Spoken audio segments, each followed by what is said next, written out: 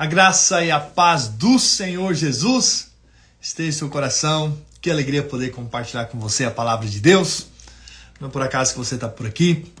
Deus de fato tem algo a ministrar ao seu coração. A palavra de Deus que não volta vazia, antes cumpre o propósito pela qual ela foi liberada, pela qual ela foi designada para nós. Eu tenho certeza que nesses dias você tem sido edificado com a palavra, tem recebido da parte de Deus e tem sido sementes espirituais plantadas no seu coração. E essas sementes vão produzir frutos a 30, 60 e a 100 por um. É isso que a gente crê, isso temos declarado, profetizado e vai acontecer em nome de Jesus. Aleluia! Bom dia, Josiel, que você tenha um dia poderoso na presença de Jesus, todos esses que já estão aqui. Que a graça e a paz do Senhor seja sempre abundante sobre vocês. Amém? Glória a Deus. Vamos orar? Vamos pedir para que o Espírito Santo possa operar de uma forma poderosa por meio da palavra do Senhor. Amém? Senhor, nós voltamos nosso coração, nosso espírito ao Senhor, na plena certeza de que o Senhor ouve a nossa oração.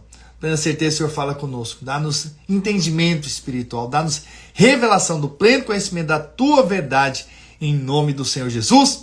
Amém, amém. Glória a Deus. Vamos continuar aqui hoje o Sermão da Montanha. Essa é a terceira e última parte. Nós dividimos o Sermão da Montanha em 3 partes. Nós já compartilhamos 2 partes, agora vamos compartilhar a última, que é o capítulo 7. Então, o Sermão da Montanha são os capítulos 5, 6 e 7, a maior pregação de Jesus, não é? E com certeza um ensino poderoso para nós, para nossa edificação, para o nosso crescimento espiritual, para aqueles que querem reinar com Cristo. Lembra que o livro de Mateus, a ênfase é mostrar Jesus como rei, também a ênfase é mostrar o reino de Deus, ou aqueles que estão em condições para reinar, não é? E hoje nós vamos compartilhar o capítulo 7 e vamos falar daquilo que Jesus então ensinou, que claro é algo para nós. Mateus 7, versículo 1. Não julgueis, para não sejais julgados, pois com o critério com que julgardes, sereis julgado. E com a medida que tiverdes medido, vos medirão também. Porque vês tu o argueiro no olho do teu irmão, ou cisco no olho do teu irmão, porém não reparas na trave que está no teu próprio? Ou como dirás a teu irmão, deixa-me tirar o argueiro do teu olho quando tens a trave no teu? Hipócrita, tira primeiro a trave do teu olho, e então verás claramente para tirar o argueiro do olho do teu irmão. Então aqui a Bíblia já começa dizendo isso aqui. O capítulo 7 é uma advertência. Nós vamos ver as advertências do Senhor para nós.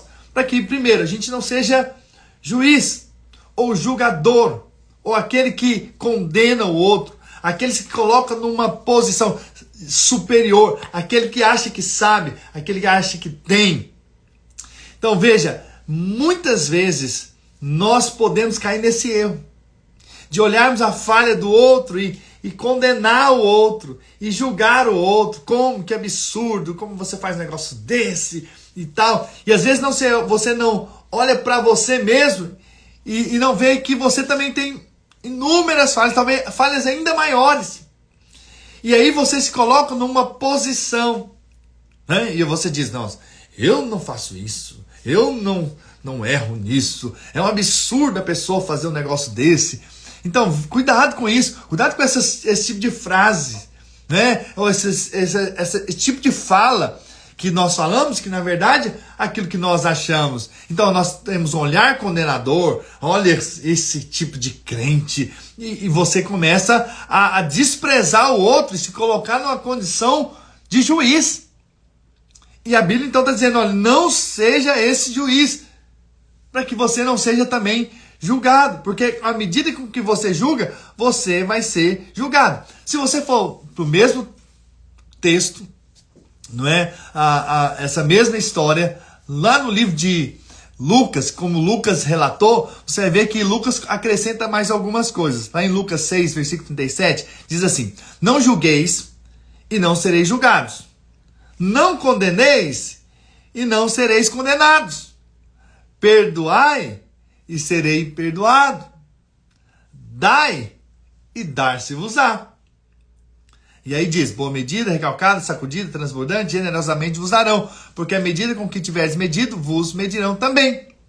Então veja, Lucas acrescenta um pouco mais, olha, não seja juiz, não julgue para senão você vai ser julgado, não condene, porque senão você também vai ser condenado, perdoa, porque você vai ser também perdoado.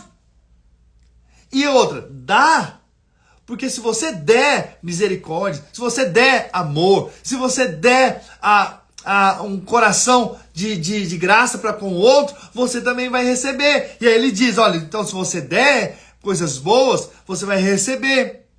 Entende? Claro, se você também julgar, você também vai receber, é uma questão de plantio. Então se você dá coisas boas, então você vai recebê-las. E como que você vai receber essas coisas? Tanto as coisas boas quanto as coisas ruins. Aí ele está falando de uma boa medida, recalcada, né? Sacudida, né? Não sei se é a oportunidade de encher talvez um saco ali de milho. E aí você pega e ainda sacode, transbordante, generosamente vos darão. Eu sei que muitos, né, na verdade, usam esse texto para falar sobre finanças. Mas na verdade é um princípio aqui que está falando sobre julgar. Então se você julga, você vai receber julgamentos de uma maneira generosa. Então não seja esse, entendeu? Que está na posição de juiz. Deixa Deus ser Deus. Claro, você está para aconselhar, você está para ensinar, você está para corrigir em amor. É assim que nós fazemos. Não com uma postura de acharmos que somos melhores, somos santos em nós mesmos, e que nós podemos então condenar o outro, sendo que na verdade, se Deus quisesse, Ele poderia nos condenar, mas graças a Deus que Ele enviou o seu Filho para que nós fôssemos livres de toda condenação, e o olhar de Deus é com misericórdia, e como nós já falamos lá no início do Sermão da Montanha, né, bem-aventurados misericordiosos, porque alcançarão misericórdia. Então sempre tenha um olhar de graça, seja benigno para com as pessoas, seja amoroso para com as pessoas, ande a segunda milha, sabe, ame as pessoas, não as rejeite, não ande nessa postura superior, achando que é melhor, é maior, é mais importante. Não. Todos nós precisamos da graça e do favor de Deus. Aleluia. Glória a Deus. E aí no versículo 6, do capítulo 7 de Mateus, diz assim: não deis aos cães o que é santo, nem lanceis entre os porcos as vossas pérolas, para que não as pisem com os pés, e voltando vos dilacerem. Ou seja, não abra o seu coração, sua vida, as coisas preciosas dos céus com quem não conhece a Deus, com quem não tem discernimento espiritual, com quem que talvez vai desprezar, talvez vai contar uma coisa santa, íntima, algo que Deus falou com você, e as pessoas vão nem dar a mínima.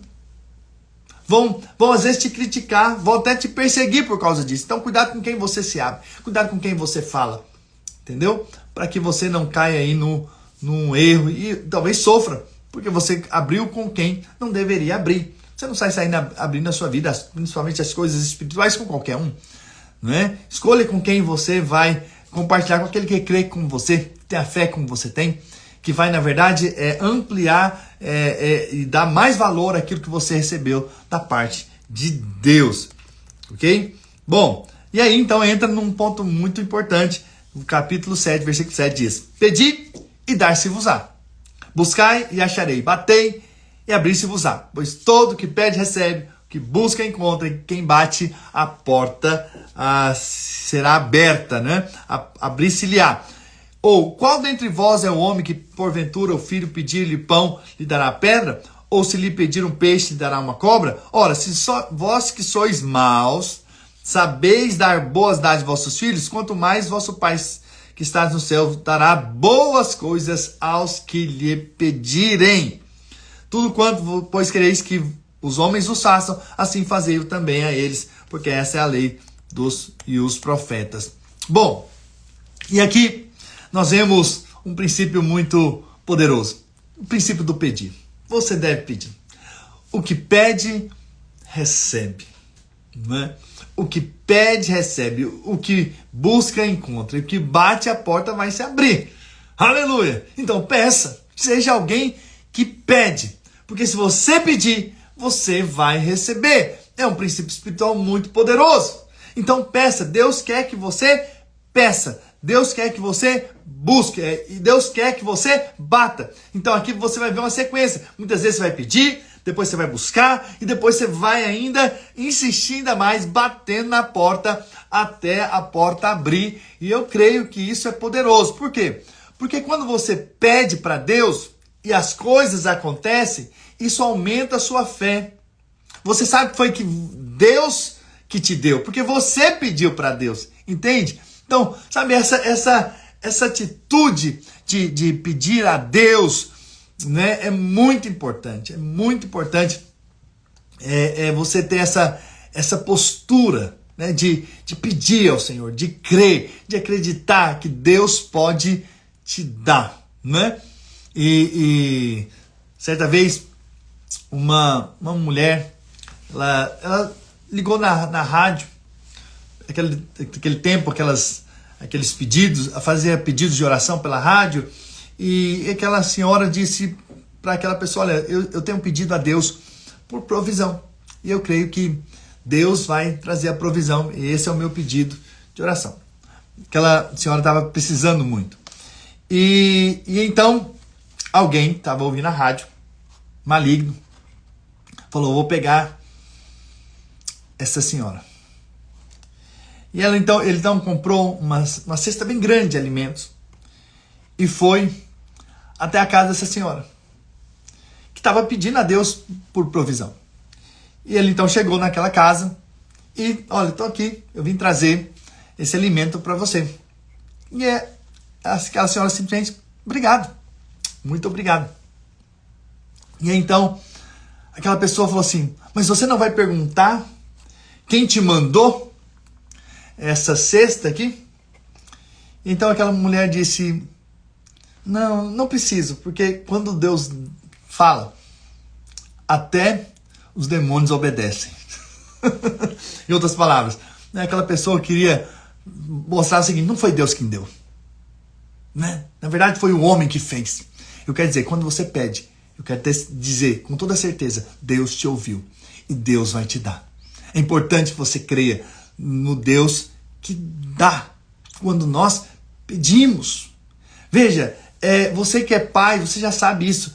E aqui eu mostro um exemplo: se você que é mau sabeis dar boas dádivas aos vossos filhos, quanto mais o Pai Celeste vos dará boas dádivas aos vossos filhos que lhe pedirem.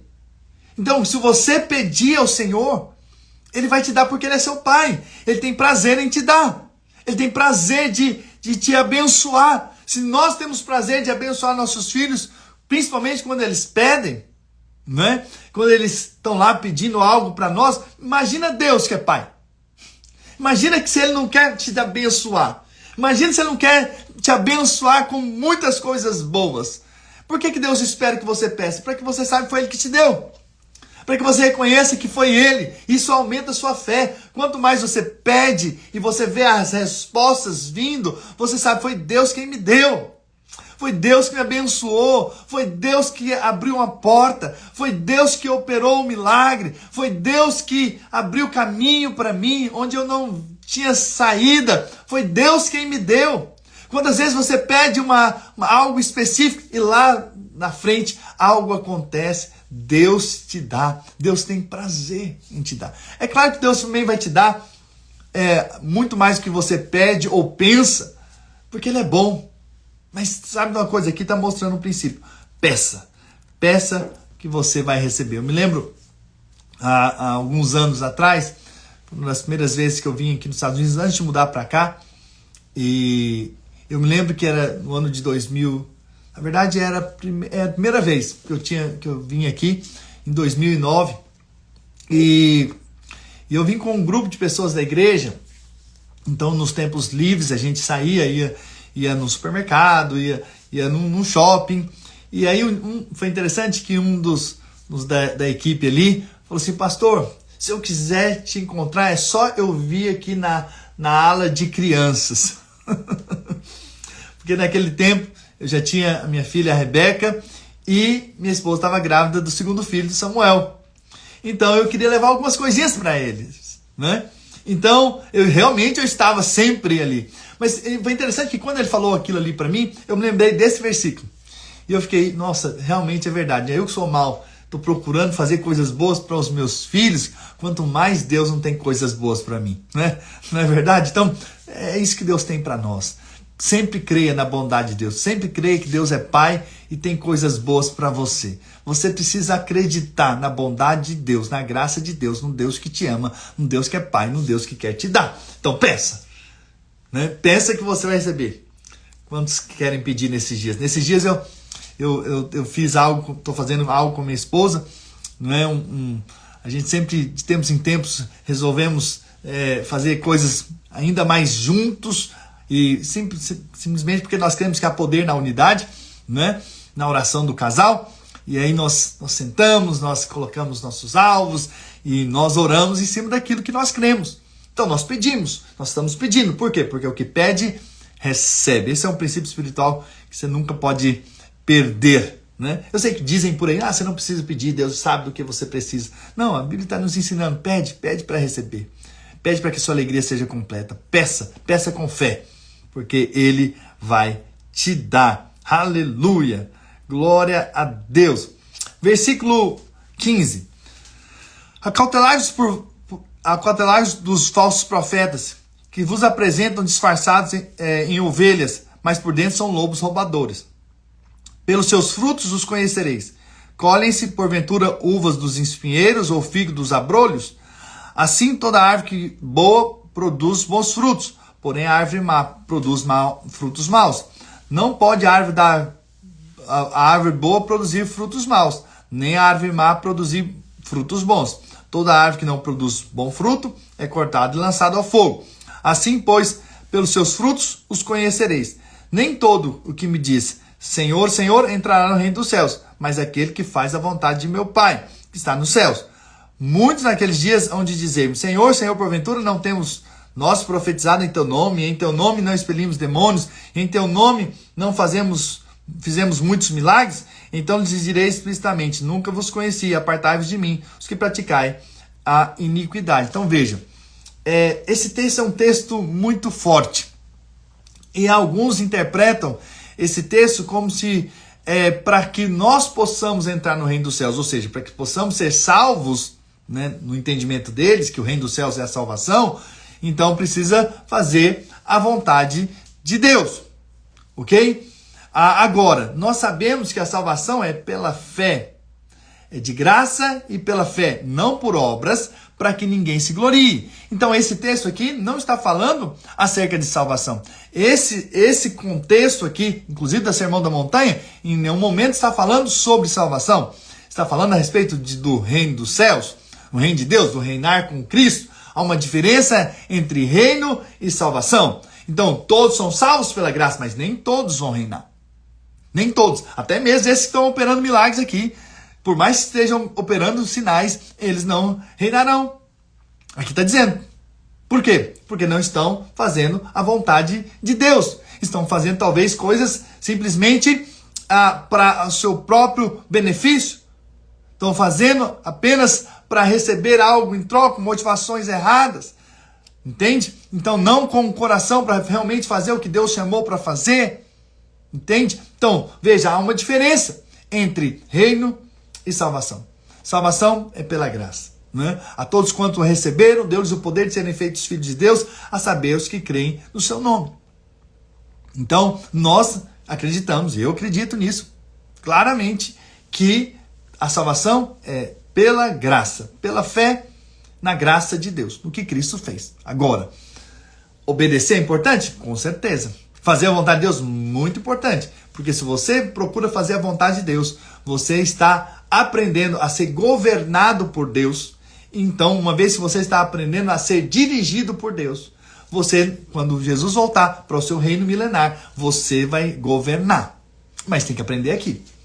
Aqui é o momento. Então, aqui é a chave. Eu estou te falando isso. Aprenda a fazer a vontade de Deus. Não é por acaso Jesus ensinou na oração do Pai Nosso, faça a tua vontade, venha o teu reino. Então, nós temos que preocupar sim com a vontade de Deus. Então, veja, estar na graça não significa não fazer a vontade de Deus. Posso fazer o que eu quero, né? Agora estou perdoado, passado, presente, futuro. É verdade, você tá perdoado passado, presente, futuro, e é por isso que você pode, e você tem toda a provisão para fazer a vontade de Deus.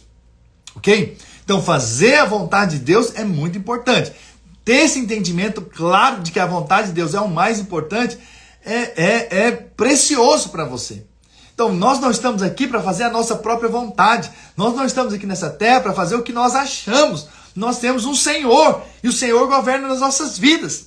Nós precisamos acatar, obedecer ao Senhor, sermos conduzidos, buscarmos conhecer a vontade de Deus, buscarmos o que vai no coração de Deus. Porque essas pessoas estavam falando, olha, mas então nós não profetizamos, nós não fizemos milagres, não expelimos demônios. É verdade, se você usar o nome de Jesus, esse nome é poder. Vai acontecer milagres, coisas vão acontecer, entende? Agora, você tem que entender que Deus tem um plano para cada um de nós. E seguir a vontade de Deus é o mais importante. Se preocupar com o coração de Deus é muito importante para quanto nós falamos a respeito do reino. Quanto é a respeito da salvação, é pela graça em Cristo Jesus. Somos salvos pela graça. Tanto é que lá ali quando Jesus estava ali na cruz com dois ladrões, um deles disse, Senhor, lembra-te de mim quando entrares no teu reino. Então ele pediu acerca do reino. E qual foi a resposta de Jesus? Hoje mesmo estarás comigo no paraíso. Não falou do reino. Por quê? Porque ele não teve nem obras para reinar. Entende? Para aprender a fazer a vontade de Deus. Então o reino vai ser para aqueles que aprenderam a colocar Deus como Senhor da vida deles. Entende? Então isso é uma advertência para nós. Então nós vamos passar nossos dias preocupados apenas com as nossas coisas, ou nós estamos preocupados em fazer o que Deus nos chamou para fazer? Para fazermos a vontade dele na nossa casa, no nosso casamento, com nossos filhos, nosso trabalho, em relação à sociedade, na vida da igreja. Você está fazendo o que você acha ou o que Deus mandou você fazer? Você está no lugar onde você se acha mais confortável, ou você está para fazer a vontade de Deus? As suas decisões é baseadas nas pessoas, com aquilo que você está passando, ou baseado naquilo que Deus falou para você fazer? Quantas pessoas saem de igreja em igreja porque não permanecem, não procura pelo menos saber, Senhor, qual é a tua vontade? Sai por causa de um conflito aqui ou ali, esquecem que na verdade ele tem um Deus, qual que é a tua vontade? E às vezes a vontade do Senhor, vai lá, perdoa, vai, anda a segunda milha. E às vezes nós estamos fazendo aquilo que nós achamos e andamos pelas nossas próprias vontades, mas não é isso. Não é isso que a Bíblia nos ensina. Nós temos que fazer a vontade do nosso Senhor. Amém? Agora, a graça é que nos capacita para fazermos a vontade de Deus. Amém? Aleluia! Glória a Deus. E aí, cuidado com os falsos profetas, né? Os falsos ensinos. Cuidado com aqueles que você está ouvindo. Né? Eu sei que na internet hoje você pode ouvir quem você quiser e a hora que você quiser. Mas cuidado com quem você ouve. Porque pode ser que possam ser falsos profetas que não estão falando da parte de Deus. Aleluia. Versículo 24. Todo aquele, pois, que ouve essas minhas palavras e as pratica, será comparado a um homem prudente que edificou a sua casa sobre a rocha. E caiu a chuva, transbordaram os rios, sopraram os ventos e deram com ímpeto contra aquela casa, que não caiu, porque fora edificada sobre a rocha. E todo aquele que ouve as minhas palavras e não as pratica será comparado a um homem insensato, que edificou a sua casa na areia. E caiu a chuva, transbordaram os rios, sopraram os ventos e deram com ímpeto contra aquela casa, e ela desabou, sendo grande a sua ruína. Então veja, o fundamento é Cristo. Cristo é a rocha. Você tem que estar firmado nessa rocha. Então, nessa rocha, é esse lugar, é quando você ouve a palavra, porque Cristo é a palavra, quando você ouve a palavra e a pratica, você está dizendo em outras palavras que você está vivendo aquilo que você está ouvindo, ou está procurando viver aquilo que você está ouvindo. Então isso é ter uma casa edificada, é fundamentada. Então nós precisamos nos preocupar muito com essa questão do fundamento. Por quê? Porque se nós não estamos fundados na palavra, quando soprar os ventos, quando os rios transbordarem e virem contra aquela casa, vai ruir, vai cair, vai desmoronar. Então você sempre vê crentes altos e baixos, um tempo está na vida da igreja, outro tempo está fora, sabe? Não consegue se firmar, por quê? Porque não está com a casa edificada, entende? Então fica essa gangorra. Então uma vez tá lá, tá bem, daqui a pouco vem uma chuvinha, ele cai, ele some, ele desaparece, deixa de congregar, de estar na vida da igreja. Peraí, por quê? Porque não está firmado ainda. Por isso nós estamos aqui. É por isso que você está aqui. Você está aqui ouvindo a palavra. Você está sendo edificado. Você está sendo marcado pela palavra de Deus e que você possa praticar essa palavra para que ela seja o seu fundamento em nome do Senhor Jesus. E para finalizar, Mateus 7, versículo 28. Quando Jesus acabou de proferir essas palavras, estavam as multidões maravilhadas da sua doutrina, porque eles as ensinavam com quem tem autoridade e não como os escribas. Então veja, Jesus está lá pregando um sermão e as pessoas ficam maravilhadas. Uma pregação extraordinária. E elas compararam, não, o que Jesus prega é diferente do que os escribas, eles falam, eles pregam. Tem algo diferente. Com certeza é porque Jesus tinha realidade. Não era só palavra, era realidade. Há uma diferença entre você ouvir alguém que só tem a palavra e outro que tem a realidade daquela palavra. Que fala porque ouviu de Deus, porque fala daquilo que ele quer viver ou está já vivendo. Isso faz toda a diferença. Claro, Jesus já vivia tudo aquilo que ele pregava. E nós estamos no caminho, em nome de Jesus, para viver, de fato, tudo aquilo que Deus tem para nós. Então, nós precisamos entender o que a palavra nos diz. Para que as pessoas sejam tocadas pela nossa palavra, isso precisa ser real em nós primeiro. Entende? E aí nós podemos ir lá para Mateus 23, que diz assim: Então falou Jesus às multidões e aos seus discípulos: Na cadeira de Moisés se assentaram os escribas e os fariseus. Fazei e guardai, pois tudo quanto eles vos disseram. Ou seja, faça e guarde o que eles estão dizendo. Porém, não os imiteis nas suas obras, porque dizem e não fazem. Atam fardos pesados e difíceis de carregar, e os põem sobre os ombros dos homens. Entretanto, eles mesmos, nem com o dedo, querem movê-los. Praticam todas as suas obras com o fim de serem vistos dos homens, pois alargam seus filactérios e alongam as suas franjas. Amam o primeiro lugar dos banquetes e as primeiras cadeiras das sinagogas, as saudações nas praças, serem chamados mestres pelos homens.